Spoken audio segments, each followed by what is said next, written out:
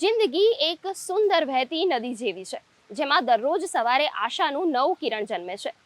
મુશ્કેલીઓ ગમે તેવી હોય, પણ ગુજરાતની આ પવિત્ર ધરતી આપણને લડી લેવાની અને જીતી જવાની પ્રેરણા આપે છે. નમસ્કાર, હું છું નિકેતા શુક્લા, આપનું સ્વાગત કરું છું. તો ચાલો નિરાશાના અંધકારમાં આશાનું કિરણ જન્માવતા સકારાત્મક કિસ્સાઓ, પ્રેરણાદાયી વાર્તાઓની સફરે નીકળીએ અને શરૂ કરીએ સકારાત્મક ખબરોની આજની કડી. Good news Gujarat. અંતર સદીઓનું હોય તો પણ સંબંધોની ડોર ક્યારેય તૂટતી નથી, કારણ કે સંસ્કૃતિ માત્ર પરંપરા નથી, એ તો પેઢીઓથી વહેતી ઓળખ છે. પ્રધાનમંત્રી શ્રી નરેન્દ્રભાઈ મોદીની દૂરંદેશી વિચારધારાએ આ સાંસ્કૃતિક વારસાને નવી ઉર્જા અને નવી ઓળખ આપી છે, જેના પરિણામે સોમનાથની આસ્થા અને તામિલનાડુની સંસ્કૃતિ સદીઓ પછી ફરી એકવાર એક જ સૂરમાં ગૂંજી ઉઠ્યા છે. આવો જોઈએ સૌરાષ્ટ્ર તમિલ સંગમમની પ્રેરણાદાયી ગાથા, જ્યાં સંસ્કૃતિઓનો સંગમ માત્ર કાર્યક્રમ નહીં, પરંતુ રાષ્ટ્રની આત્માને વધુ મજબૂત બનાવનાર મહાસંગમ સાબિત થયો છે.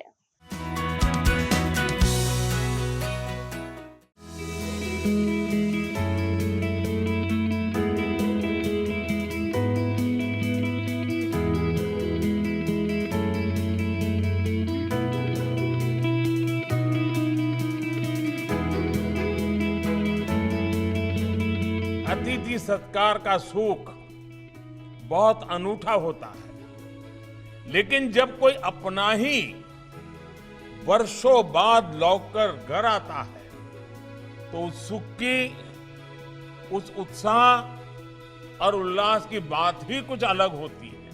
आज उसी गदगद हृदय से सौराष्ट्र का हर एक जन तमिलनाडु से आए अपने भाइयों और बहनों के स्वागत में पलके बिछाए हैं.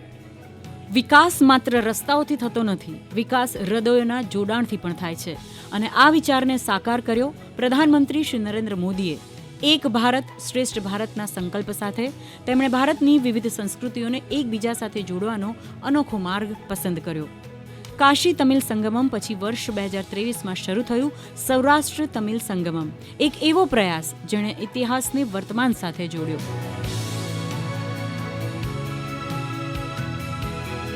हजारों साल पहले मुगलाई लोग ने हिंदुस्तान के ऊपर, पर्टिकुलरली सोमनाथ के ऊपर आक्रमित किया, लूट मार किया है. लोगों वहाँ के लोग डर के मरे हिंदुस्तान की नीचे साउथ में गए. साउथ में तमिलनाडु में मदुरई में इन लोग रहना चालू किया है. तो मदुरई का जो राजा थे पांडियन, उन्होंने इनका जो एबिलिटी देखा है टेक्सटाइल का, उनके साथ में मिलके इन लोग काम करना चालू किया है. तो राजा ने इनको अपना बनाया है, तो वो एक्चुअल तमिलियन हो गए थे. 3000થી વધુ સૌરાષ્ટ્રીયન તમિલો સોમનાથની ધરતી પર પહોંચ્યા. કેટલાક માટે આ યાત્રા હતી, કેટલાક માટે ભાવના, અને અનેક લોકો માટે પોતાના પૂર્વજોની ધરતી સાથેનો પ્રથમ સાક્ષાત્કાર. અહીં ભાષાઓ અલગ હતી, પરંતુ ભાવનાઓ એક હતી. ભોજન અલગ હતું, પરંતુ આત્મીયતા એક હતી. વસ્ત્રો અલગ હતા, પરંતુ સંસ્કૃતિનો રંગ એક હતો. ये जो सौराष्ट्र तमिलियन को अपना कल्चर दिखाने के लिए मोदी जी ने उनको सौराष्ट्र में लेके आए, एक संगमम किया था. ये काम हजारों सालों से किसी ने नहीं सोचा था, लेकिन मोदी जी ने सोचा था, उसका संगमम करवाया है. एक भारत श्रेष्ठ भारत का इससे ज्यादा उदाहरण क्या हो सकता है. તમિલનાડુની ધરતી પર વસેલા આ સૌરાષ્ટ્રવાસીઓએ પોતાની ભાષા, પરંપરા, સંસ્કૃતિ અને ઓળખને જીવંત રાખી. તેમના માટે સોમનાથ માત્ર એક મંદિર નહોતું, પરંતુ પૂર્વજોની यादों સાથે જોડાયેલી એક ભાવના હતું. तमिलनाडु से जो भी सौराष्ट्रीय तमिल लोग आए थे, उनको रोज दर्शन किया गया था सोमनाथ जी का, और इसमें हर रोज सोमनाथ जी का दर्शन, कल्चरल प्रोग्राम, हर तरह का एक दूसरे का मिलन का एक माहौल बनाया गया था. तो ये चीज़ किसी ने आज तक सोचा नहीं गया था. मोदी जी सर ने इसको सोच के हम तमिल लोगों को एक गौरव प्रमाण एक प्रोग्राम किया गया था. बहुत अच्छा लगा हमको. सौराष्ट्र लोग जो बहुत सालों के पहले एक गुजरात के रहवासी थे, वो लोग उस ज़माने में वहाँ चले गए थे. उस चीज़ को खोज के उनको एक बार अपना कुलदेव और अपना जगह देखने के लिए एक मौका उनको मिला और उनको जानने मिला, जो उसके अगले पीढ़ियों को ये विषय किसी को पता नहीं था। ये बहुत बढ़िया प्रोग्राम था। સદીઓ જૂના સંબંધોને નવી ઉર્જા આપતું, હૃદયોને હૃદય સાથે જોડતું અને સમગ્ર ભારતને એક પરિવાર બનાવતું સૌરાષ્ટ્ર તમિલ સંગમમ નવા ભારતની નહીં પરંતુ શાશ્વત ભારતની ઓળખ છે. ગુડ ન્યૂઝ ગુજરાત માટે અમદાવાદથી ક્ષમા કામદારનો રિપોર્ટ.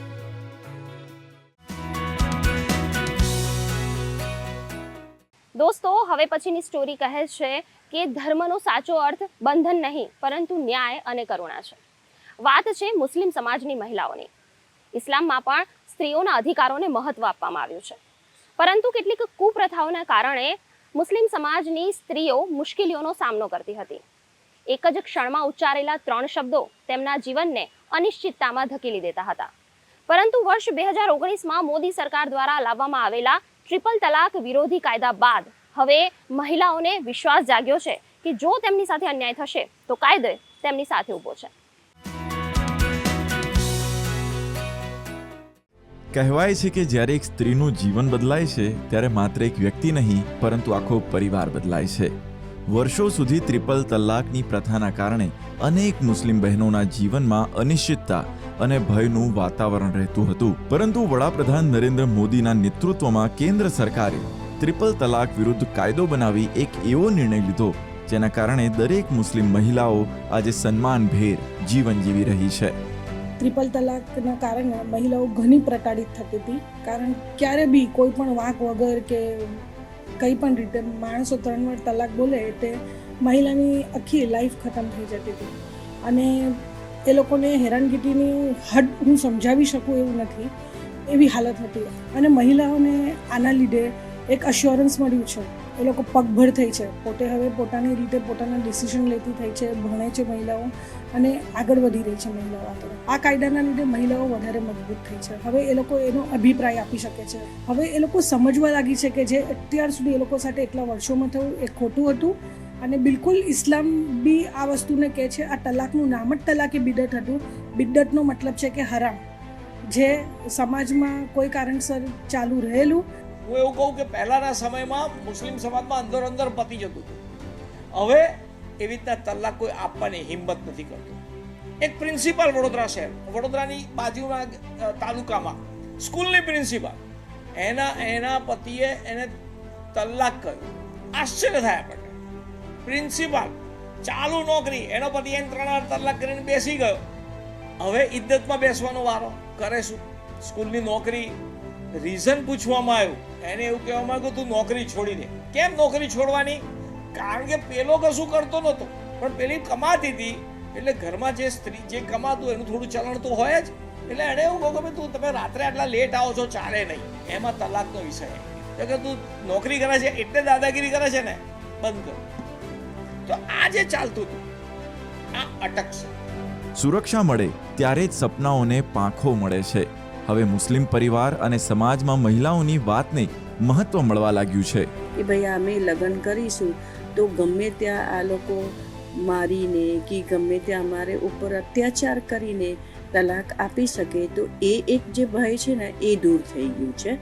અને એ લોકોને હવે ખબર છે કે હા, હવે આ બધું જે તલાકવાળું જે વસ્તુ હતું એનાથી ઉપર બી કંઈ છે. એટલે એના લીધે એમનું રેસ્પેક્ટ જે છે સોસાયટીમાં એ વધશે. કારણ કે પહેલાં આ બધું અંદરખાને થતું હતું, હવે આ બધું બંધ થઈ ગયું છે. એટલે સામે સમાજને બી ખબર પડે કે એક મેરિડ કપલનું જે લગ્ન તૂટ્યું હોય તો એ કોના લીધે તૂટ્યું હોય. તો એના લીધે શું થાય કે એક જે લેડીઝ હોય એની એક રેસ્પેક્ટ વધે કે ભાઈ એની ભૂલથી નથી થયું. કુરાન શરીફમાં અલ્લાહ તાલા એવું ફરમાઈ રહ્યું છે કે જે વ્યક્તિ પોતાની પત્નીને એક છટકે તલાક ના આપી શકે, એના અલગ અમુક સમયગાળો છે, એક મહિનાનો, 2 મહિનાનો, 3 મહિનાનો. એટલે એક મહિનામાં એ એક તલાક આપી શકે છે. અને જો બંનેમાં સમજૂતી થઈ જાય તો તલાક નથી થતું. પછી જો સમજૂતી મિયા બીબીમાં, પતિ પત્નીમાં સમજૂતી ના થાય તો એ બીજી વખત તલાક આપી શકે છે. એવી રીતે 3 મહિનામાં એ તલાક આપી શકે છે. 3 તલાકનો કાનૂન આવવાથી જે પતિ છે એ પણ થોડું બીએ છે કે ભાઈ હું જો એક ઝટકામાં તલાક આપીશ તો મારી ઉપર કાનૂની પ્રક્રિયા થશે, મને જેલ જવું પડશે, તો એ પણ હવે સોચી સમજીને તલાક આપવાનો એ કરે છે અને એ સમજૂતી બંનેમાં થઈ જાય છે. આખા ગુજરાતમાં ફરું છું તો દરેક જગ્યાએ મેં આની ઉપર આ વિષય ઉપર ચર્ચા કરી ત્યારે મને ખબર પડી કે મહિલાઓ પણ નરેન્દ્રભાઈ મોદીજીને ખૂબ ખૂબ આશીર્વાદ આપે છે, દુઆ આપે છે કે એમણે આવું કાનૂન લાવી ને અમારી બેન બેટીઓનું એમણે રક્ષણ કર્યું છે. ખુદા પણ ત્યાં જ ખુશ થાય છે જ્યાં ઇન્સાફ અને ઇજ્જત બંને સુરક્ષિત રહે. આ કાયદો આવ્યા બાદ આજે દરેક મુસ્લિમ મહિલાઓના હૃદયમાંથી એક જ અવાજ નીકળે છે. આ નિર્ણય માત્ર કાયદો નહીં પરંતુ હજારો બહેનોના આંસુઓને વિશ્વાસમાં ફેરવવાનો પ્રયાસ છે. જે ઘરમાં બહેન દીકરી સુરક્ષિત હોય તે જ પરિવાર, તે જ સમાજ અને તે જ રાષ્ટ્ર સાચા અર્થમાં મજબૂત બની શકે છે. ગુડ ન્યૂઝ ગુજરાત માટે ખ્યાતિ બાજપાઈ જૈન સાથે સંજય પાગેનો રિપોર્ટ. સારા શાસનની સાચી ઓળખ માત્ર યોજનાઓથી નહીં પરંતુ સંકટની ક્ષણે નાગરિક સુધી પહોંચતી સહાયતાથી થાય છે. અને હાલના પ્રધાનમંત્રી નરેન્દ્ર મોદીના માર્ગદર્શન હેઠળ શરૂ થયેલી ડાયલ 112 સેવા આજે દેશભરમાં કરોડો નાગરિકો માટે સુરક્ષા, વિશ્વાસ અને ત્વરિત સહાયતાનું પ્રતીક બની છે.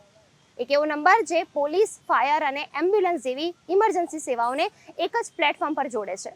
એક દેશ એક ઇમરજન્સી નંબરનું જે સ્વપ્ન ક્યારેક વિચાર રૂપે રજૂ થયું હતું તે આજે સફળ હકીકત બનીને દરેક નાગરિકને સુરક્ષાનું મજબૂત કવચ પૂરું પાડી રહ્યું છે.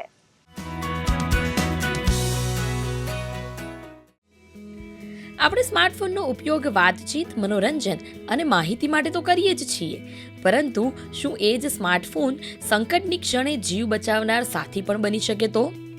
પ્રધાનમંત્રી નરેન્દ્ર મોદીના એક દેશ એક ઇમરજન્સી નંબરના દૂરંદેશી વિચારને આજે ડિજિટલ શક્તિ મળી છે. 112 ઇમરજન્સી નંબર અને 112 ઇન્ડિયા એપના રૂપમાં. એક એવી ટેકનોલોજી જે માત્ર કનેક્ટ નથી કરતી પરંતુ મુશ્કેલીમાં પડેલા માણસ સુધી મદદ પહોંચાડે છે. ક્યારેક અકસ્માત, ક્યારેક આગ, તો ક્યારેક મહિલાઓ કે બાળકો સામે ઊભી થતી અચાનક પરિસ્થિતિમાં. સંકટ ક્યારેય કહીને આવતું નથી, પણ હવે મદદ માટે અલગ અલગ નંબર યાદ રાખવાની જરૂર નથી. પીએમ શ્રીના વિઝન હેઠળ sense, reach, care and follow up after 24 hours જેવી સંવેદનશીલ કાર્ય સંસ્કૃતિ સાથે કાર્યરત આ વ્યવસ્થા માત્ર ઇમરજન્સી કોલનો પ્રતિસાદ જ નથી આપતી, પરંતુ સંકટમાં રહેલા નાગરિકની ચિંતા, સહાય અને સુખાકારીની સતત કાળજી પણ રાખે છે. દેશભરમાં અમલમાં આવેલ 112 ઇમરજન્સી રિસ્પોન્સ સિસ્ટમ આજે પોલીસ, ફાયર અને એમ્બ્યુલન્સ સહિતની તમામ મુખ્ય ઇમરજન્સી સેવાઓને એક જ પ્લેટફોર્મ પર જોડે છે. व्यक्ति जब आपत्ति में होता है तो दो चीजें तत्काल होती है. या तो एक परमात्मा का स्मरण कर देता है या अपने निकटस्थ स्वजन को इसकी याद आती है किसी भी संकट के समय. मित्रों, मैं वो स्थिति देखना चाहता हूं कि संकट के समय ईश्वर से पहले उसे 108 याद आ जाए. ગુજરાતમાં માનનીય નરેન્દ્ર મોદી સાહેબ જ્યારે મુખ્યમંત્રી તરીકે હતા તેઓનું હંમેશા ભાર પીપીપી પબ્લિક પ્રાઇવેટ પાર્ટનરશિપ ઉપર રહેતું હતું, ગુડ ગવર્નન્સ પર રહેતું હતું. અને એના જ ભાગરૂપે ગુજરાતમાં 2007માં શરૂ થયેલી 108 ઇમરજન્સી સેવા, એ વખતે જ એમનું વિઝન એવું હતું કે medical, police, fire, disaster, woman safety વગેરે સબ્જેક્ટ્સને એક જ નંબર હેઠળ આવરી લઈ અને મુશ્કેલીમાં કોઈ પણ વ્યક્તિ હોય તો એને અલગ અલગ નંબરો યાદ ન રાખવા પડે અને એક જ નંબરથી એને મહત્તમ સેવાઓ પ્રાપ્ત થઈ શકે એવું આયોજન કરવાના તેઓ હિમાયતી હતા.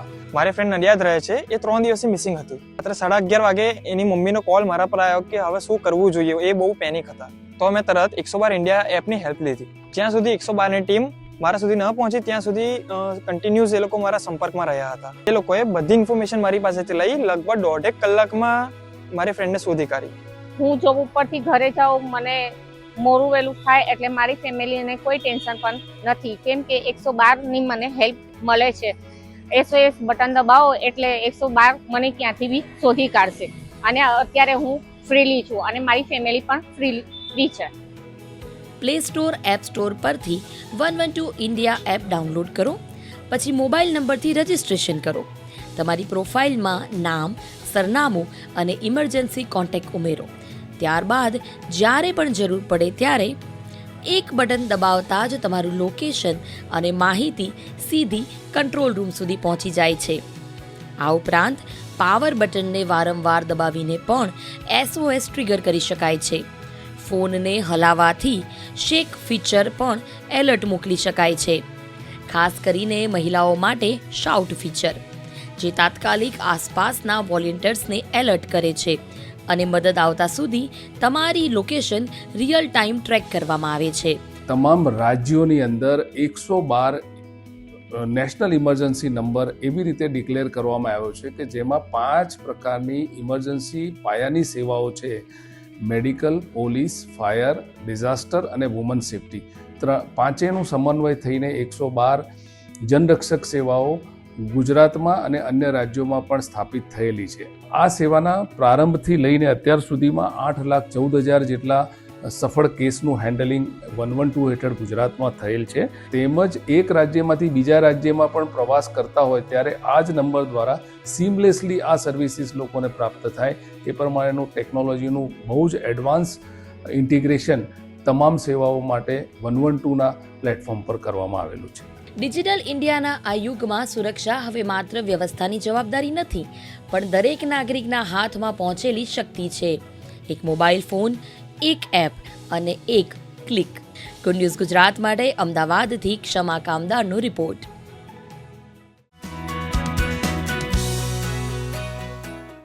એક તરફ ફિટનેસનો વધતો ટ્રેન્ડ તો બીજી તરફ રમતગમત પ્રત્યે યુવાનોમાં વધતો જુસ્સો. ગુજરાતમાં આજે એક નવી ઉર્જા અનુભવાઈ રહી છે. ફિટ ઇન્ડિયાના સંદેશ સાથે લોકો સ્વસ્થ જીવન તરફ આગળ વધી રહ્યા છે. જ્યારે કોમનવેલ્થ ગેમ્સને લઈને પણ અમદાવાદીઓમાં ખાસો ઉત્સાહ જોવા મળી રહ્યો છે. આ જ ઉત્સાહ, આ જ બદલાવ અને આ જ નવી વિચારધારાની વાત કરીશું આ સ્ટોરીમાં.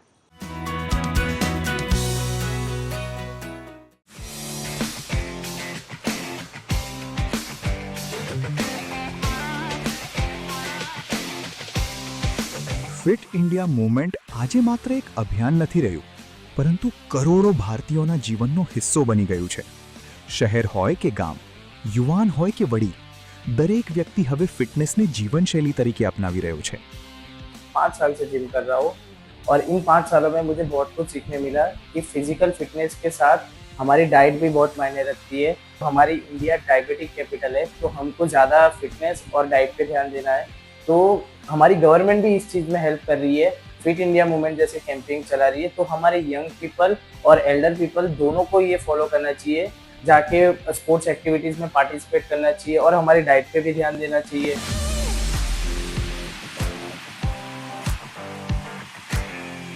फिट भारतનું સપનું ત્યારે જ સાકાર બની શકે જ્યારે તેની શરૂઆત બાળપણથી થાય. શિક્ષણ વિભાગના માર્ગદર્શન હેઠળ બાળકોમાં ફિટનેસ પ્રત્યેનો ઉત્સાહ વધે અને સ્વસ્થ પેઢીનું નિર્માણ થાય તેવા સતત પ્રયત્નો થઈ રહ્યા છે.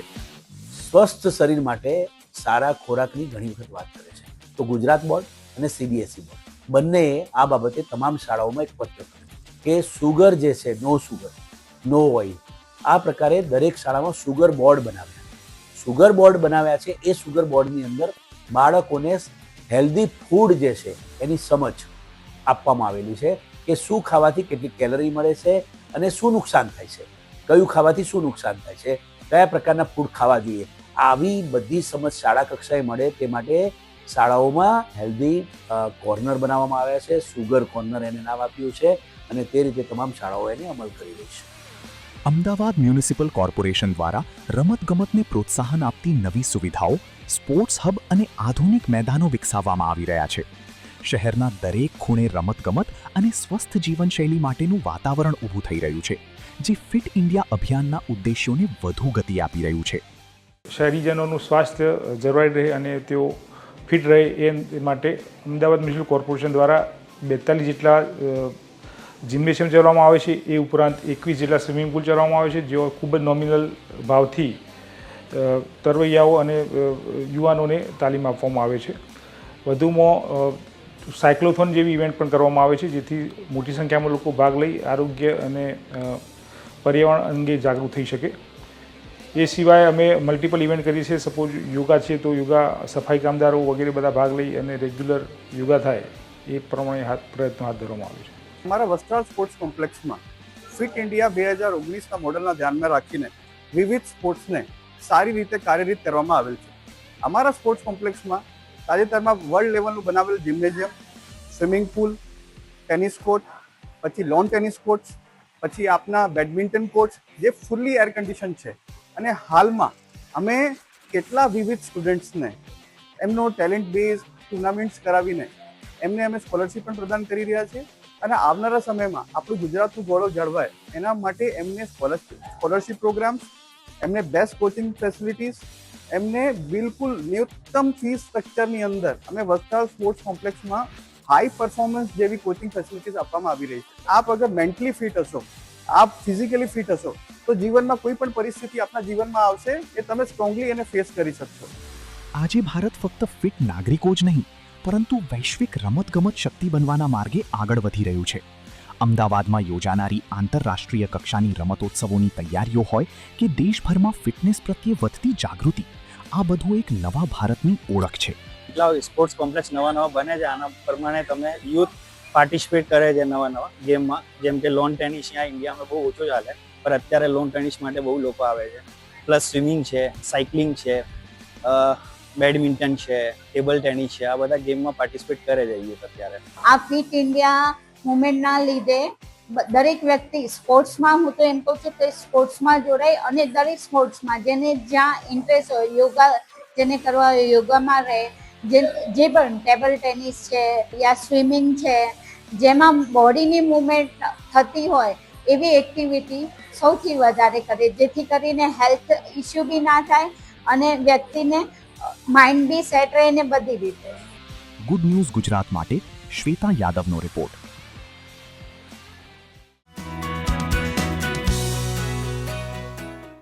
વિકાસની વાત આવે ત્યારે અમદાવાદનું નામ દેશના અગ્રણી શહેરોમાં લેવામાં આવે છે. શહેર સતત નવી ઊંચાઈઓ સર કરી રહ્યું છે અને આધુનિક સુવિધાઓ તરફ આગળ વધી રહ્યું છે. પરિવહન ક્ષેત્રમાં એક એવો પ્રોજેક્ટ કે જે માત્ર અમદાવાદ જ નહીં પરંતુ સમગ્ર દેશને નવી દિશા આપી રહ્યો છે.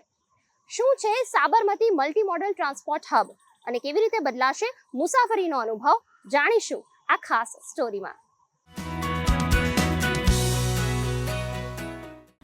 અમદાવાદ શહેર આજે એક એવા ઐતિહાસિક પરિવર્તનનો સાક્ષી બની રહ્યું છે જે માત્ર શહેર નહીં પરંતુ સમગ્ર દેશના વિકાસની નવી દિશા નક્કી કરી રહ્યું છે.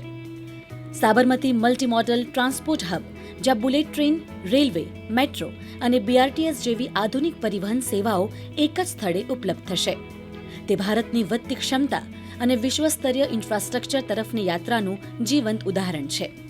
આ પ્રોજેક્ટ અમદાવાદને વૈશ્વિક नक्शा पर વધુ મજબૂત સ્થાન અપાવશે. बेसिक कॉन्सेप्ट ये है मल्टी मॉडल, मतलब कि अलग अलग जो ट्रांसपोर्ट के नेटवर्क हैं वो एक जगह जुड़ जाए. तो साबरमती जो मल्टी मॉडल हब है वो ऐसा ही प्लेस है जहाँ मेट्रो, रोड, आरआरटीएस, रेलवेज और अब बुलेट ट्रेन, इसके अलावा जो धोलेरा सारखेज जो नई हाई स्पीड नेटवर्क आ रही है वो, ये सब एक ही जगह साबरमती में जुड़ रहा है. इसकी जो नेटवर्किंग है मेट्रो के साथ, रोड के साथ जुड़ गई, रेल के साथ जुड़ गई. साबरमती में एक बड़ा कन्फ्यूजन होता था साबरमती रेलवे स्टेशन में कि साबरमती बी और साबरमती टी, एक जेल साइड है जी, एक दूसरा एंड में है, तो लोग कन्फ्यूजन में इधर आ जाते थे, उधर नहीं जा पाते थे. तो ये जो हब है इसको जोड़ने का काम कर रहा है. तो आप कहीं भी गए, चाहे बुलेट ट्रेन से आप मुंबई से साबरमती में आए तो अगर मेट्रो से कहीं जाना हो तो आप जा सकते हैं. बुलेट ट्रेन से अगर आए या फिर आप जैसे कच्छ से आए, साबरमती में उतरे, बुलेट ट्रेन पकड़ करके आप कहीं भी जा सकते हैं. सूरत जाना हो, आनंद जाना हो, आपको आप मुंबई जाना हो तो कर सकते हैं. इसी तरह से जो अभी जो सेमीकॉन बन रहा है SI, उसके अभी हाल में इन्हें वर्क है सेमीपेट का, वो भी इससे जुड़ा हुआ है. साबरमती से होकर गांधीग्राम, वस्त्रापुर, सारखेज होते हुए धोलेरा पहुंचाएगी. और बताते हुए कि यहाँ से ये जो पूरा सेमिकॉन फैक्ट्री का जो हब है वो मात्र और मात्र 48 मिनट में आप पहुंच जाएंगे। बेसिकली ये जो कंसेप्ट है कि आप अगर हब में आ गए तो आपको कहीं भी जाना हो और जाना ही भी नहीं हो, अगर रुकना भी हो तो भी इसके अंदर 5 सितारा होटल की व्यवस्था है। के साथ साथ अगल बगल के एरिया में जितने भी होटल्स हैं, रेलवे का अगर रिटायरिंग रूम लेना है वो भी अवेलेबल है। बिल्कुल। और आप उस हब में गए तो उसी हब से ही आपको जाना पड़ेगा, आपको कहीं बाहर जाने की जरूरत नहीं। तो ये ऐसी व्यवस्था है जिसमें कि यहाँ के पैसेंजर्स को, गुजरात के डेवलपमेंट को और जो વર્લ્ડ की जो ટેકનોલોજી को दिखाने का एक मास्टरपीस है। આ પ્રોજેક્ટને લઈને અમદાવાદના નાગરિકોમાં અનોખો ઉત્સાહ જોવા મળે છે. સામાન્ય મુસાફરથી લઈને યુવા પેઢી સુધી દરેક વ્યક્તિ આ પરિવર્તનને શહેરના ઉજ્જવળ ભવિષ્ય સાથે જોડીને જોઈ રહી છે. ઘણા નાગરિકો માને છે કે જે સુવિધાઓ અત્યાર સુધી વિશ્વના વિકસિત દેશોમાં જોવા મળતી હતી તે હવે તેમના પોતાના શહેરમાં ઉપલબ્ધ થવા જઈ રહી છે. આ માત્ર સુવિધાનો પ્રશ્ન નથી, પરંતુ અમદાવાદી તરીકે ગર્વ અનુભવવાની ક્ષણ પણ છે. પહેલાં એ લોકોને એટલી વ્યવસ્થા નથી કે એ ઇઝીલી ટ્રાન્સપોર્ટ કરી શકે, પણ આજના ટાઈમમાં અમારા ગુજરાતમાં ખૂબ જ વ્યવસ્થા થઈ રહી છે. આ ટ્રાન્સપોર્ટ હબથી અમને બહુ બેનિફિટ મળવાનું છે, જેમ કે બહુ બધા લોકોને રોજગાર મળશે. પછી આજના ટાઈમ પર પોલ્યુશન અને પોપ્યુલેશનના વચ્ચે આજના યુવાનોને સ્પીડ અને સેફટી ખૂબ જ જરૂરી છે, તો એ પણ આપણે એમને મેળવી શકીશું. એ એમના માટે ખૂબ જ હેલ્પફુલ બનવાની છે. 2030 में हमारे यहाँ कॉमनवेल्थ गेम्स होने जाएगा और उसमें कई सारे फॉरेन से, विदेश से हमारे देश में खिलाड़ी उधर के और कई नागरिक देखने आएंगे कि कैसा गेम्स और कैसी व्यवस्था की गई है, और जब वे हमारी व्यवस्था का उपयोग करेंगे तो हमारी व्यवस्था की चर्चा होगी. દેશના વડાપ્રધાન નરેન્દ્ર મોદીના વિકસિત ભારતના વિઝનને સાકાર કરતા આવા પ્રોજેક્ટ્સ ભારતને નવી ઊંચાઈઓ તરફ લઈ જઈ રહ્યા છે. આજે સાબરમતીમાં ઉભરતું આ હબ આવનારી પેઢીઓને એ સંદેશ આપે છે કે ભારત માત્ર વિકાસની વાત નથી કરતું, પરંતુ તેને હકીકતમાં પણ પરિવર્તિત કરી રહ્યું છે. ગુડ ન્યૂઝ ગુજરાત માટે અમદાવાદથી શ્વેતા યાદવનો રિપોર્ટ. તો દર્શક મિત્રો, આ હતો આજનો અમારો સકારાત્મક ખબરોનો કાર્યક્રમ ગુડ ન્યૂઝ ગુજરાત. આપ આપના અભિપ્રાય અને આવી જ ગુડ ન્યૂઝ અમને મોકલી શકો છો. અમારો ઈમેલ આઈડી છે goodnewsgujarat@gmail.com. આ એપિસોડ આપ અમારી YouTube channel DD news Gujarati પર પણ નિહાળી શકો છો. તો આ સપ્તાહે માત્ર આટલું જ. આવતા સપ્તાહે ફરીથી મળીશું. ત્યાં સુધી અમારી સમગ્ર ટીમને રજા આપશો. ધન્યવાદ.